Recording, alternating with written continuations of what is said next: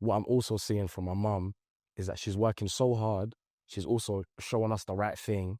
And I thought to myself, if my mum can work so hard to make ends meet, why can I not put that same sort of motivation into being something way better? How does a typical day look like for a 19-year-old entrepreneur?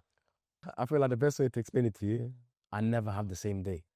Never have the same day. It's not every day a good day. If anything, for me, there has to be something that goes wrong during my day. It's a wrong way of seeing it. I feel like in business, you're not always going to make money. And for example, with my car rentals, I didn't make money for 7 months.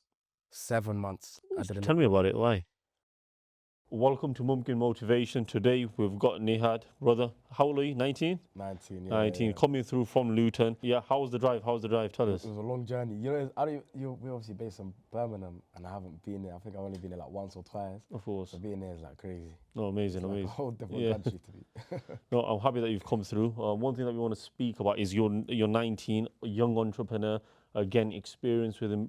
He's got his own barber shop now, but before that, he's got his own car rental company that you're still doing. But in marketing, again, social media, short reels, short form content, he's at the forefront of it and he's smashing it. So again, we want to learn all about marketing. We want to learn all about being young, entrepreneurship, maybe some mental challenges that you've got. Let's start with your personal story. Take us back when you were younger. Were you born in Luton? Yeah. How was that experience like? Luton, obviously, a lot of people hear stuff about Luton and they talk about Luton like in such a down, not in a great tone when they speak about Luton. But there is obviously a lot of bad stuff about Luton. I still feel like there's so much good about Luton. I feel like the way I promoted myself in general is always linking back to Luton in itself. And I feel like the support I receive from people in Luton as well, like for example, the barbershop that I've got at the moment, I wouldn't have done it without obviously the people that are in Luton, without the promotion that I've done in Luton. So I feel like Luton, as much as it's an area where people like to say bad things about it, there's also good sides to it. And I feel like in terms of community, like for example, it's a Muslim brother and it's a Muslim predominant area. So with a lot of friends that I've got now, a lot of business that I've got into is with other Muslim brothers. So that's the good thing about it. But in terms of the area that I live in myself, I would say it's a challenging area. And obviously the people that are in the area and stuff like that, you don't hear the best stuff. And that's where the mental challenge kind of comes in, where you go to a school in the area, you're with specific people and stuff like that, but in your mind is like, how do I get myself away from that? And that's what I feel like I've tried doing the most, and alhamdulillah, it's kind of worked out in my favor. Of course. What made you want to try doing that the most? Was it your parents, or how were they like bringing you up? Did they push for education? You know what it is? My mum to this day, she wants me to get into education because you just obviously naturally how the older generation Stability, see yeah. it. You know what I mean? Like the way they see it is education first, anything else after. But then in my mind, I was decent in school. But I'd like to say that I just laugh about. Yeah. Like I was never like the type of guy to just scream at the teacher's face or scream at her. But in terms of just messing about, my mum would get a call like every day. So my mum already knew in school he's not focusing. But whenever it was like time to say, I'm like 15, 16, I'm telling her I want to get a job. She's saying to you, why are you doing that? Go study, go study. But I feel like the education thing, I knew for myself it wasn't something that I wanted. But I still knew that I need a specific sort of education for me to get where I want to go, if you get what I mean. Has always been there, wanting to make money. Where did that come from? Typically, if you grew up in a impoverished sort of environment, and everyone is like the issue that you've got, the stresses that you got within the home itself will be financial, right? So it's like all day you might be hearing, and I'm not saying you are, but in general, right? You'd be hearing about paying the bills, rent, living paycheck to paycheck, with their parents, or so it's like, I don't want that life. So in your situation, was it something similar? I think it was exactly like my mum's obviously a single mother, so for me seeing that stuff, and again, she was born in Egypt, so everything Amazing. my mum knows Yeah. is Egypt. So she's come here as soon as I was born. So her English isn't great. It's obviously it's hard to get a job. It's hard to obviously communicate with other people. And at the time she's obviously come here, 2006, it's difficult, you know. In terms of racism, that's something that she tells me all the time. That when I came here, everyone in the street that you're living in is white, and I'm the only person with a hijab. So obviously there's struggles, and as you're growing up as well, again, because she's a single mom, she wasn't working as much. So what she was making was going towards the house, and I'm seeing the struggles of that. But then what I'm also seeing from my mom is that she's working so hard. she's also showing us the right thing. And I thought to myself, if my mum can work so hard to make ends meet, why can I not put that same sort of motivation into being something way better? As in, I can now have this much money or this much money. But for me, the main thing wasn't about the money. It was kind of about that freedom sort of thing, like being able to do what I want when I want, being able to support the people that are with me, my family, my friends, and also people that are in need. Like for example, this whole last year, Allah obviously blessed us, and blessed obviously the brothers that have supported me as well into obviously starting businesses. So it was a sort of thing that you always have to give back, and that's one thing that I just didn't want to forget. Of course. Yeah. What was your first job that you worked in? First job, I worked at Sainsbury's. Yeah, did I you? worked at Sainsbury's, and at this point, I think I just left school, and I was working at Sainsbury's course. 3 days a week. So it was Wednesday, Thursday, Friday, and I'd finish college, I'd go straight there, Yeah, yeah. finish at 12, and then go straight back home. Because I wanted to ask, like, did you go straight into entrepreneurship, or so you did work jobs then, really, Yeah. and you had a taste of how it's like work. So it's not like, because there's a lot of people, and I'm sure you've seen it on YouTube, you watch the videos, and like there's so many people pushing entrepreneurship, right? But number one, it's fantastic if you've got a job, and it's really good in whatever you're doing, right? But right now, in the last 5 years, there's been huge push, like everyone should do a business, entrepreneurship. But you started off working a job, so it's not like you're saying it from a standpoint of you don't know that other side. Yeah. So how was that experience like then working? So how many jobs did you work in before you gone full-time business? So what it was is that at that point I was still in sixth form, so I was studying. This was my first year of sixth form. So I was studying and then also working. But at that point I was only working like 3 days a week. But then in my second year of sixth form, my mum was diagnosed with cancer. So at that point, the money she was making, that she was working from when we used to work in the school, she was no longer making. So at that point, as much as I know my mum valued my education and stuff, I've seen from a standpoint where my mum's now sick and she's not making money. So what am I meant to do now? So there was a point in time, I think there was like a four-month period in time, I was just working 2 jobs back to back. So at that point, I got 2 new jobs. I was working at home base and I was working at the airport. So and at this point, I wasn't going to sixth form. So I started at 5 a.m. At the airport, and I finished at 2 p.m.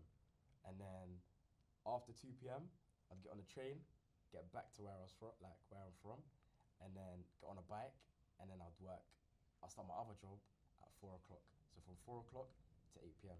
8 p.m. sleep, don't get home, sleep, and then from then, same day again. And I was doing that 6 days a week. That's amazing, bro. I love hearing that because it's insane work ethic there. When you was doing that, what was the one thing or thought that you had in your mind? In terms of like, come on, think about it. Like, generally, people are not going to be doing that. Most people are not doing that. Even to this day, like, adults 9 to 5, that's it. Monday to Friday, they're happy with that, right? Yeah. But that work ethic that you had at a very young age, was it mum or was it something else? I'd definitely say my mum, yeah. And I'd say that motivation when you're seeing someone that's worked so hard their whole life, Yeah. and then they're not being able to do that, to put in that work for the family. I thought it's my time to Of course. step up, and I said I'm gonna do so. And it's just the fact that mentally it's so difficult as well, because you're seeing your mum, and we all love our mothers, so when you're seeing your mum break down every single day, you're thinking, what can I do to help? So I'm keeping busy, I'm trying to do what I can for the house. And at that point, my sisters are staying at home. So my sister's in university and my other sister's in school, so they're staying home and they're being full-time carers for her. So it was a kind of a thing where it was like, in my mind, it was just stay positive. At that point, just stay positive, because at the end of the day, my mum, in her mind, the first thing she was saying, and I feel like the breakthrough part for me was when I think that's the only time I broke down, because I tried having like a being strong sort of phase. There was a point where like I've come into the house now, like I said, I was working 2 jobs. So as soon as I come, the first thing I'm doing, I'm going to sleep. My mum was sitting in the living room with my sister, and what she was saying to my sister, she was like doing like it's not a will, like Aviva. So it was like a life insurance. Insurance, yeah. And then what she was doing, I could hear her literally calculating where the money should go. She was like, give Nihad this much, give this much, this much, this much. And at that point, I broke down. To this day, I haven't told my mum about that conversation. I could hear it. And then from then, I thought, there's patience, but now I've got to keep going. Like, there's nothing that's stopping me. And that's kind of what continued motivating me, is that seeing other people in situations where they're still working as hard, I should just kind of do the same. But I think that was my kind of breakthrough moment to start entrepreneurship. And on top of that, staying positive, keep going, but taking action. And 100%. I love that because that's I think the key part is taking action. Everyone's got things that are happening in their lives, struggles, But I think what separates people, especially for success, is the people that take action and the people that don't. And we all know anything that you want good in life, you have to go for it. You have to put in the work to get that. It's not going to come in your plate. No one's going to help you. No one's going to come save you. That's the thing. So even right now, let's say you're making a bit of decent money, but it hasn't come easy. You've actually gone out to achieve that, to get that going. Do you think that mindset of how it was before a couple of years ago to now, do you think that's changed? Do you think that's decreased slowly because it's like a bit more chilled out now? Or do you feel like you've still got that same drive? I feel like I've got that same drive. If anything, I've got even more of a drive because when you see that your work paying off. Because at the end of the day, I know myself that how much work I put in, and when I speak to brothers all the time, my first thing I'll say to them when they tell me they've got an idea or anything like that, I say go for it. Whether you've got the money there, you haven't got the money there, go for it. Because what have you got to lose? At that point, I had a lot to lose because I was thinking the money that I'm investing now into buying a car is money that I should be putting towards the house. I should be putting towards the bills. And my whole thing was exactly what you said about take action. It was like, just go out and do it because if you don't do it, who's going to do it? Sort of thing. And that's the kind of mentality that I go through every single day. It's like, if I sit down and tell myself I want to break or I want to chill out or I don't want to do this, I don't want to do that, where's that getting me? So, Of course. and a lot of people that procrastinate, and that's the one thing I say to myself, don't do, even though it's the hardest thing, and we all procrastinate. I feel like that's the one thing when you're seeing something like your mum now preparing herself to kind of like die, it kind of tells you this is the break point. Like you kind of have to keep going. So that take action thing that you're saying, I completely agree with. And how's mom keeping now? Last year, the cancer that she had was removed. Amazing. So at Subhanallah. that point, again, very, very, very happy at that point, and we can only say alhamdulillah for that. We got to thank God for it. But seeing that whole journey was so difficult. It was so, so difficult, and I feel like if I didn't have a situation like that in my lifetime, I feel like it would have been so much more different. So much more different because it's not something that happens to everyone has their own struggles, but when it's you see other people get sick and stuff like that or other people dying and stuff, but when it's now personal to you, you're kind of there sitting there in shock. And it was so difficult. It's such a difficult thing. So people your age, can you relate to them if they don't have the same drive as you? Or do you think they've got the same drive as you? Or can you tell immediately? I'd like to say, I feel like everyone wants more. Yeah. Everyone wants more, but I feel like there's what separates people that take action and not take action is that the people that don't take action are kind of just watching, like as in watching from the sidelines, whilst the people that take action are kind of doing it. That's why I feel like it's a bit different for me because I feel like I see people that have like stuff in place, businesses and stuff like that. I see it as a motivation and I kind of want to do more. But then there's a lot of brothers that I see that don't do that, and instead the first reaction is like, yeah, but how much money is he really making, or is he really doing this properly, or he should do this or he should do that, criticizing other brothers when realistically you should take action. But that's what I'd say the different aspect to it. But I feel like everyone has that same sort of I want more, but in terms of drive, I feel like that's what separates me a little bit differently. And what's your thoughts between, are you quite risk adverse in terms of, do you take a lot of risky decisions and you're very happy to take them? Of course, it's calculated. Or are you the type where it's like, I'm making, let's say, a couple grand a month, I'm saving it. I'm buying a house in 5 years' time. Where's your head at?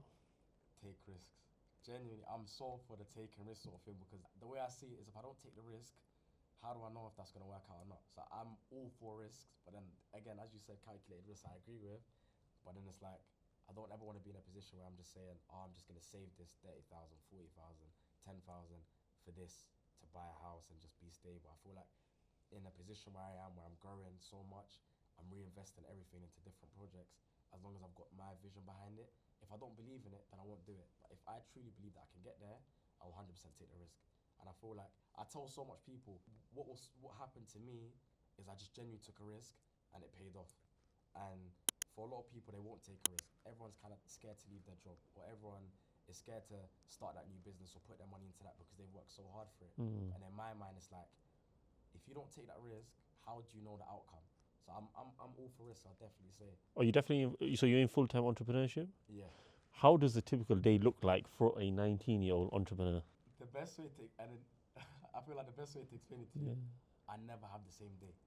Never have the same day. It's not every day a good day. If anything, for me, there has to be something that goes wrong during my day, because again, in the field that I'm in car rentals, there's a problem every other day. And again, with the barbershop, obviously you're managing people. You obviously there's just so many different things that are behind the scenes that people don't see. What I do a lot, I love, and I feel like what helped me with social media a lot as well is I was so transparent with the problems of entrepreneurship, and I feel like that's why I kind of gained more of a following, is because I was so transparent about it. I thought to myself, let me document my journey. And everyone thinks car rentals is so easy. You get a car, you give it out on rent, you make £500 off that car. As soon as you get that car, you bring it back. No, there is people that will crash your vehicle. They won't pay you. There's times where the vehicle's your fault. I've given a car out and it's not to 100% standard. I've now got to deal with that. And I've got a client now that's done this or done that. Or there's issues with the police, or there's issues. There's so many different things. And when I was documenting that, I didn't expect it to go how it did. But then the views started piling up and I was like, okay, cool. Maybe transparency is the way that forward, kind of documenting the journey. And yeah, man, so I feel like Authenticity, isn't it? 100%. People are actually seeing, like, it's not the lavish lifestyle that you're living. It's actually super hard sometimes, isn't it? Yeah. Yeah. I feel like in business in general, I feel like business is never like, it's just a straight It's line. not smooth sailing at all, is it? And you as a business owner, you would know. There's some days where you're making a lot of money, some days you're not making Exactly. any money. It's never the same. And then again, So what's your thoughts on that? I love that you said that. That's a good point, right? So to add to that, right, especially with business and self-employed business, whatever, right? Every single day you're going to make good money, less money. It's always going to vary. It's always going to change. So how do you stay very grounded, or your mental frame is consistent through the big money and through the low money? I just have to try to stay as humble as I can, because now if I sit there and I'm like, oh my God, I made this much money this day, and just spend all of it, and then the next day I'm not making money, in my mind, mentally, I'm going to think, maybe this business isn't right. But that's the wrong way of seeing it. I feel like in business, you're not always going to make money. And for example, with my car rentals, I didn't make money for 7 months. 7 months. Tell me about it. Why? So brother, at this point, I'm just starting and I'm doing everything myself. So Yeah. as I'm doing everything myself, I don't actually know what I'm doing. So I'm sometimes giving a car to a person, done my background check on him. Yes. So I've given the car to the guy, he's crashed the vehicle, but he's now got no money. So I'm now sitting on that car for 2 months, and I haven't saved up any money as well. So at that point, the car's off the road. So there's stuff like that. And then maintenance, I wasn't maintaining the vehicles properly. So as soon as I wasn't maintaining the vehicles, as soon as a problem happens, I can't blame the client for it. A lot of people like to do that. A lot of rental guys like to do that. They'll have damage in the vehicle, Of course. then give it to the client. Yeah. And when the client brings it back, they'll try to take money off them. But for me, it's like, you have to be fair. At the end of the day, like, I can't go scam someone that's come to me and had that trust with me. So Yeah. there's that side of things. There's so many things that I just took so much risks with, but then it came back to bite me. And then I didn't make money for 7 months. With business, it's super important to be as trustworthy as you can, as honest as you can, especially in your dealings with people. You know, even what they see online, the way you portray it and everything like that, as transparent as you can and as honest as you can. How has your journey been? Because I'm sure it's so easy to be like, if I take this route here, if I go a bit left here, I'm going to save money. I'm going to make some money. But how have you tried your best to, like, maybe you have, and now you're like, you know what, I made some mistakes here and I need to now change back. Did that happen? Did that little timeline happen? You know what the hardest thing I feel like in car rentals is? Seeing so many different other companies. As much as I can have all the followers or the most followers in the car rental sort of thing, everyone else has nicer cars. But the way they're getting the nicer cars is a way that Islamically you shouldn't. For example, car finance. I feel that was my toughest battle to face, because I'm thinking to myself, look, I'm getting all these views, I need to get a better car, I need to get a better car, I need to get a better car. So then in my mind it was like, I'm battling my deen at the same time. Should I get a car off finance? Should I not get a car off finance? And in my mind, it was playing with me. But that's what I said to myself, I'm never going to do. If I'm gonna do something properly, I gotta be honest to myself, because it might look good to everyone else, but then to me it doesn't look good. So I said to myself, that's one thing I'm not gonna do. And in terms of dealing with actual clients, I just feel like it's so hard because not everyone has the same mentality sort of you. Because, for example, now, let's say now you damage my car. Because I know you as a person, you're gonna pay me the money. Whether I treat you good, don't treat you good, you're gonna pay me the money. But then there's some people, because I can treat them in a certain way with such respect, they don't have that sort of respect. So now when it's time for me to tell them it's time to pay up, they're not looking. They're not having it, yeah. So as truthful as nice as it is to kind of like be nice and be honest with people and be transparent and this and this and this, some people just kind of look at you and think, this guy's too nice, I'm just gonna take the mick out of him now. So I feel like that's the hard part of being so truthful. But then again, there's that side of it. But then it's like, when you are truthful and you are honest with other people, you realize these people are coming back to me. And then I feel like that's how I kind of gained my loyal kind of customers. And I think that's the best way that I should have done it. I'll tell you a good story with that, actually. And it's a barbershop story. And it's very recent. It's my last 2 haircuts that I've had. So the second last haircut that I had, I went to the barbershop. It's my first time going there, different city. I've never been there. I'm speaking to the barber. I had a guess of like not the guess. I had a little value of how much the haircut was supposed to be from someone that goes there. Does that make sense? Okay, yeah. But he never had a price list, nothing like that. And then he did my haircut and everything like that, and he charged me a certain amount of money that was higher than what I thought it was going to be. Okay. And I knew that this is not right. Do you get what I mean? And then I was the barber. I was speaking to him so nicely. I was like telling him that I'm from a different city, this, that, just chatting to him, and getting to know him. I was like, where are you from? This, that. And then the next time I went, literally 2 weeks later, yeah, I went with a single purpose of how I was going to deal with it, yeah. I told him that, how much is it for hair and beard, yeah, over the phone. The guy told me the price. I go there. I never spoke to the barber now. I didn't say anything. And I want to know your thoughts on this. I didn't say anything. I didn't speak to them. Nothing. I just said like, and he didn't cut it right. So I looked in the mirror and I was like, bro, you need to sort this out. And so I was very firm.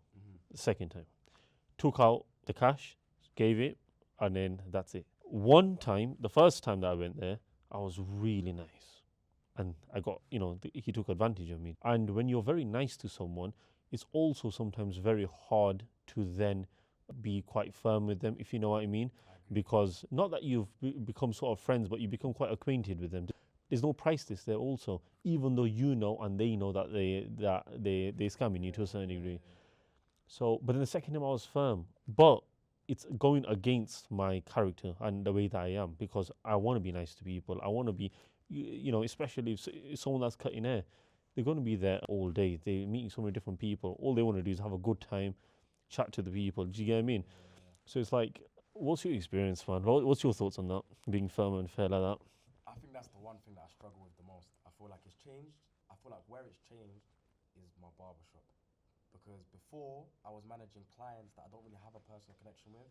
But I feel like the hardest transition is my barbershop, because you're dealing with people's emotions, and it's because not everyone's going to think like you. When you're running your own business and you're dealing with the cars, you know your ruling, you know how it is.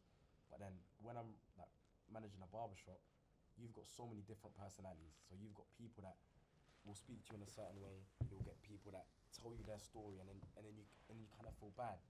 But then at the same time, it's like, as much as you want to be so friendly and like friends with these brothers, there's also like, now if something goes wrong or they've not done this right, how do you act? Because they've seen you as laughing about, joking with them, doing this, but then now when it's time to me tell you you've done this wrong, they might take it a different way. And me myself, I like to be positive with everyone. However, now when you're managing different people, they'll take it the wrong way, because you've been so nice to them, exactly like your situation. You'll be so nice to them, but then now if you act a bit differently, their reaction to you is a bit different. But I feel like when you're managing people, I feel like it's very hard. It's very hard because you don't know how they're gonna react, and it's not true. I don't know if you're not gonna be true to yourself. I don't know, but I feel like it's so hard. Okay, so I could tell you something, right? So I was a manager. I managed like 50, 60, 70 people, right? As a production manager. So before I went, doing business, and there's different types of managers. You're always going to get them. You're going to get people that are like, oh, I don't like this manager, or I'm scared of this manager, or this manager I can chill with, I can joke around with. You do need to get a very strong balance, number one. Number two, you need to treat them with the same respect that you'd want. Does that make sense? 100%. We all make mistakes. Let's say I'm your barber, right? No, I'm your barber. Yeah, no, I'm a barber in your barber shop, right? Let's say I do something dumb, I make a mistake, and then you come up to me and you shout at me in front of everyone. Those guys are my friends. The other barbers, not like that, but not that I've got an ego on that, but you've got a bit of respect where you don't want them to also see that you've done something wrong. Even though I've done something, yeah, I've messed up a bit.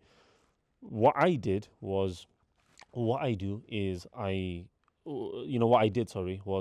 take them out and I'll take them into my office and I'll have a one-to-one chat with them. And that conversation I have with them, they're not thinking about, oh, all these other people are listening to me.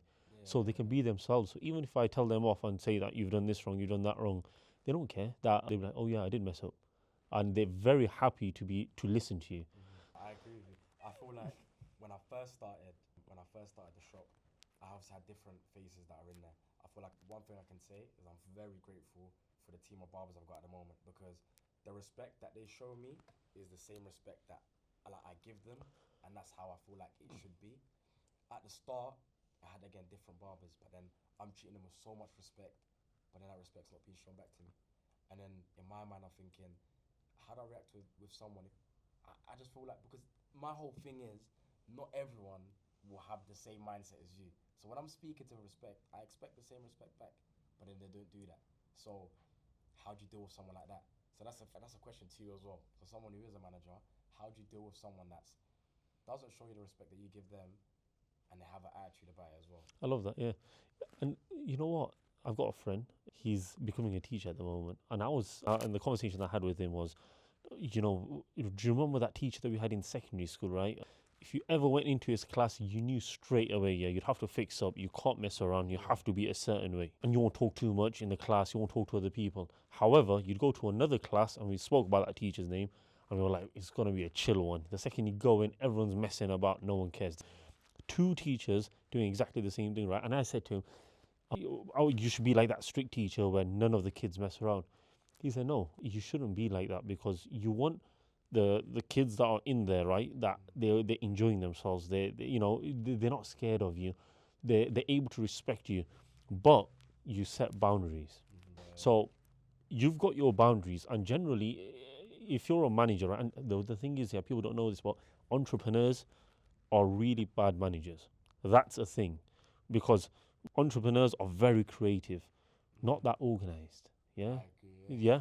They're not that organized. They come up with the ideas, the planning, yes, the actions they've got, but the people that are the real managers that are there day to day. So, a formula for success is actually entrepreneurship plus management equals success. So there is that. But at the start, when businesses aren't the biggest, you have to actually do that management role, where generally you'd be like, you know what, I'd rather scale businesses than be in the business. And that's the thing, because inside of you, you're doing something that's not really your strongest suit. Does that make sense? When you're scaling businesses, you can be the way you are, which is really chill, really nice with people, because you have to be nice to people. You're going to be meeting clients potentially, you're going to be meeting partners to scale businesses. So that way that you are, that's perfect. Yeah, so especially if you've got a barbershop or any business and you are managing some people, one thing that I'd say is you have to set your boundaries. So before they start your employment or before they start working with you, you can just say, I'm going to be super chill with you. We can be a certain way. That's fine. We can laugh. We can joke around. That's fine. But these things are not acceptable, non-negotiables. Anything that you're not happy. For example, especially if you've got a barber shop and and there's barbers. By the way, the barbers, he does really like you guys. So we're giving this specific example for a reason here. Yeah? But if the barbers give, let's say, a bad haircut to someone, what actually happens with that is really bad for the business.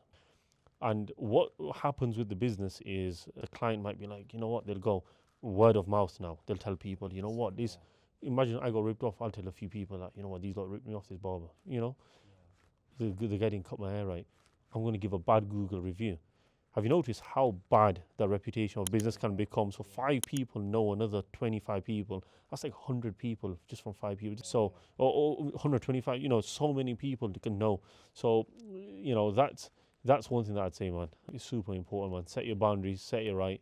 And that, hopefully then you'll have a very successful business going forwards, man. Inshallah, like I feel like if I knew that advice from the start, it would have helped me so much. But at the same time, I feel like the fact that I learned it myself was so much more important as well. Because again, I'm also glad that the barbers I did have in there at the time aren't the same barbers I've got now. Because the barbers, again, like I said, I've got now, I feel like when I have put that sort of that relationship that I built with them, and knowing them to the personal level, I know how now some people react. I know how to say something to someone, how to joke around with someone, how not to. And I feel like that's the best thing about my team. I feel like my team helped. I grew with some of them, so now when it is time for me to say something to them, they understand. But then at the start, when everyone's new, I'm just a new manager, and I'm not a barber myself, it's a bit difficult for me to say this, and this. So it's like, yeah, man, I feel like it opens your eyes so much. And I think entrepreneurship in general, you learn so much by all the losses you take.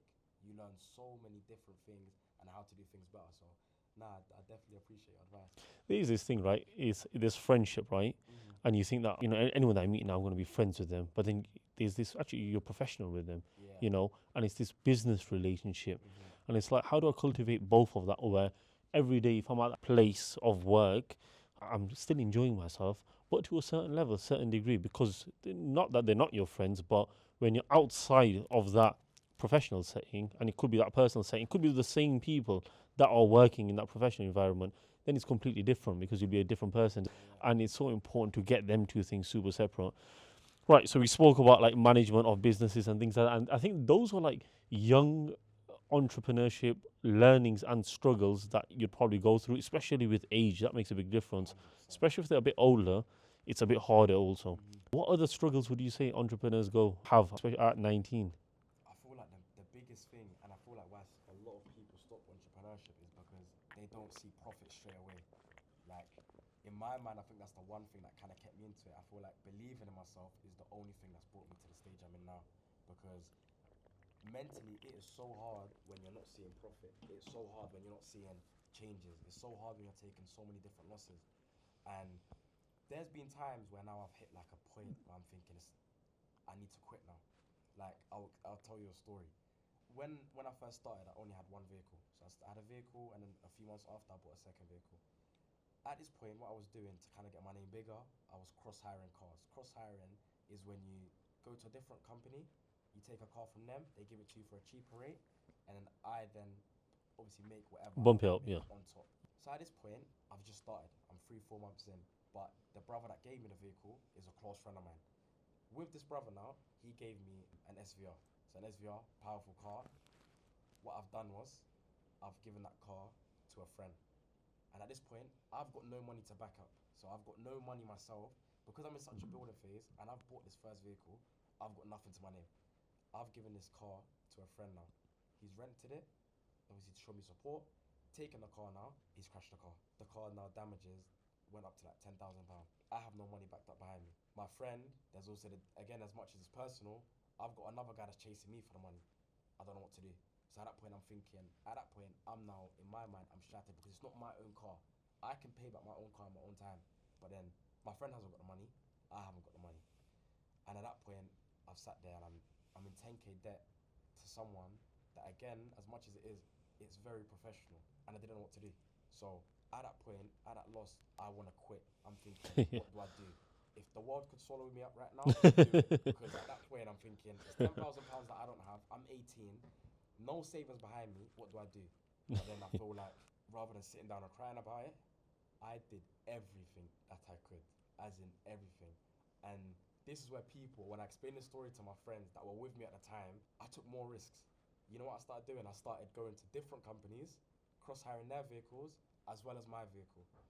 I spoke to the guy, said, let me set up a payment plan with you. Let me see if I can pay you this much, and then I'll pay you this much at this point. For that whole month now, I'm cross-hiring vehicles everywhere. I'm driving up to Leicester. I went to Leicester.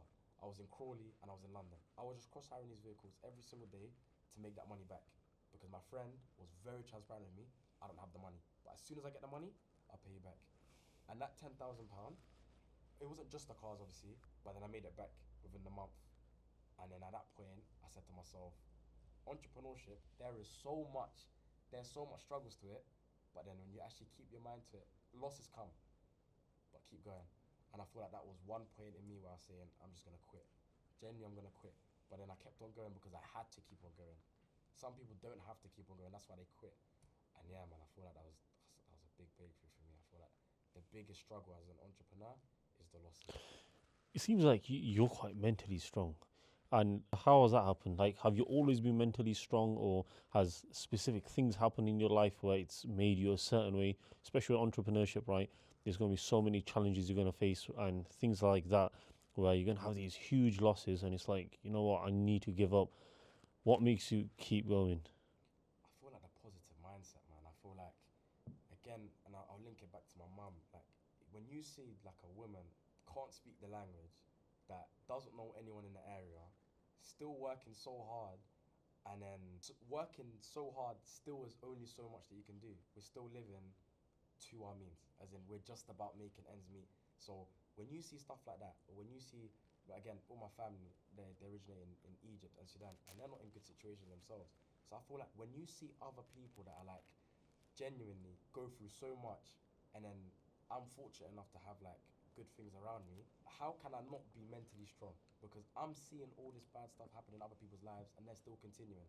Why can I not do the same? I feel like that's just exactly how it is. I feel like seeing other people's hardships, I'm taking it, I'm understanding it, and I'm seeing it myself. I can relate to it. I'm just gonna do the exact same thing, because if they haven't given up, why should I? Of course. Yeah.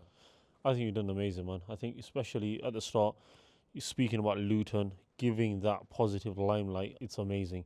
It's Luton, especially for people that are outside of Luton, it's been quite famous, quite popular.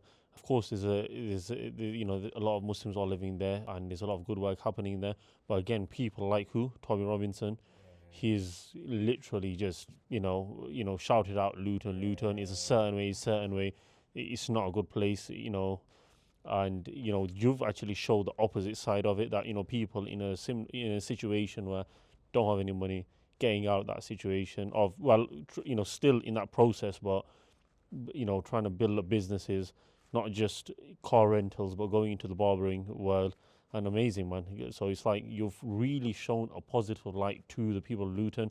So hopefully, not Luton specifically, but in general, anywhere across the country or wherever, wherever you guys are watching this from, if you guys are in a environment that's, kind of like pushing you guys down, again, single mother sort of family environment growing up, it just shows that no matter what, you just keep going, take action, take calculated risk. Of course, don't bet the house on it. Play a bit safe, but play a bit safe. By that I mean calculated risk, do it right, and again, you can make it out from wherever. So besides Luton, also you spoke about Sudan. Let's shed some light on that. At the moment, right now, we're seeing a lot of things going on there. We're seeing mass graves, and one video that I seen was there was someone that was the graves already dug open. Someone's already going inside, and there's another brother that's following him, going inside there, and you can't comprehend it. Like, you can't comprehend it. Like, with thousands of miles away, to then how can we even put words into this situation? Like, tell me about it. Like, what have you seen? Who's from Sudan in your family? My family originate from Sudan. However, my mother's side of the family, my mum was born and raised in Egypt, and so are all her siblings. So when we go back, we always go to Egypt, but we originate from Sudan. However, my father's side is from Sudan. However, again, because of the war that's happened, they've all moved to Egypt, but we're in close contact with them. And just the stories that I'm hearing from them, because I visited them recently, is very sad.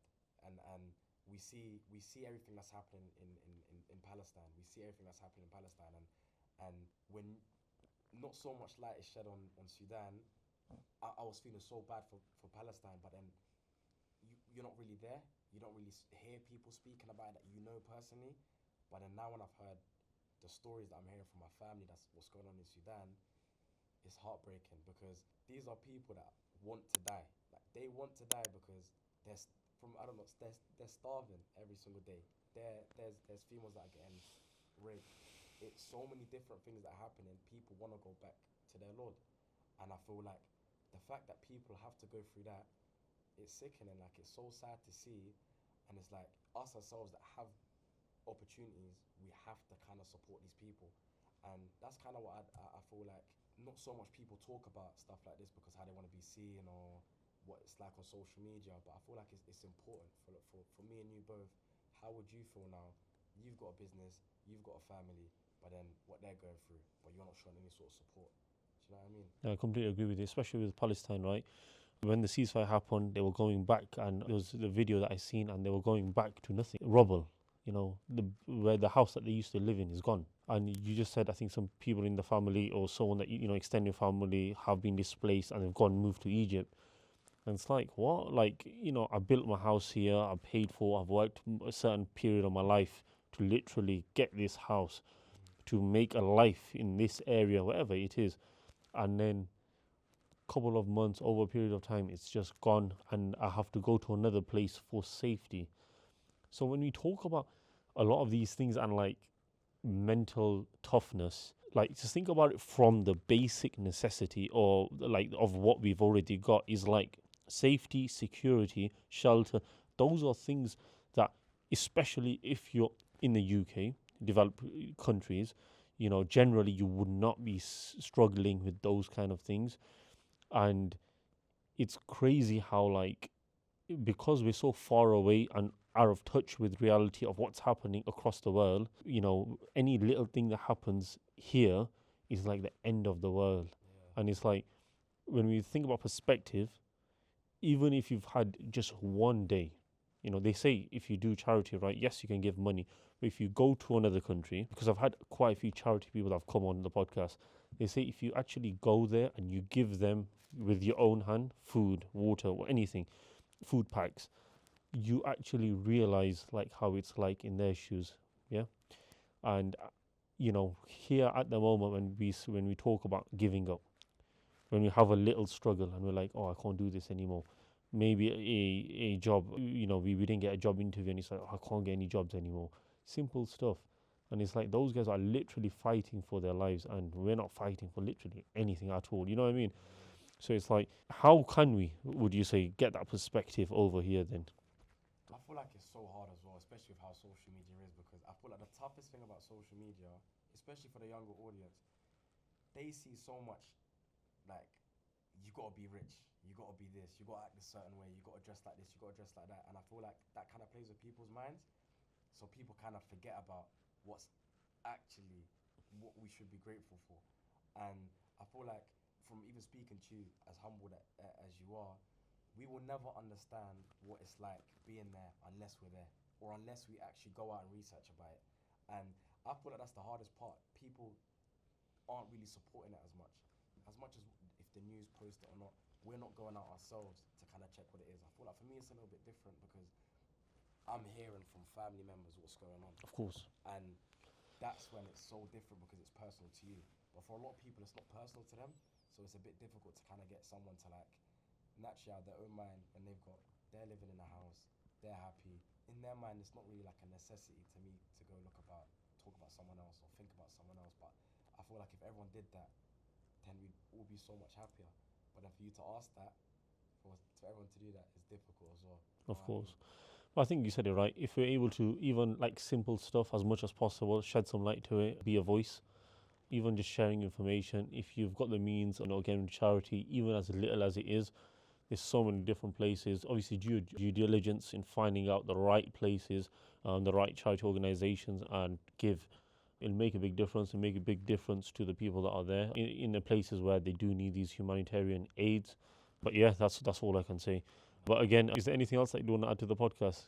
I feel like I just want to speak about obviously what you do, what you're saying in terms of like actually give and going out your way to help, especially people that kind of have a platform. I feel like that's my message is to people that have a platform, even if you don't have a platform, because there's so many people that I see that go out and give.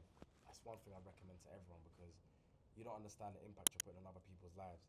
And I feel like that's something that we should all do, whether we've got the money to do so or even just sharing upon it. I feel like it's something we should all do. Amazing.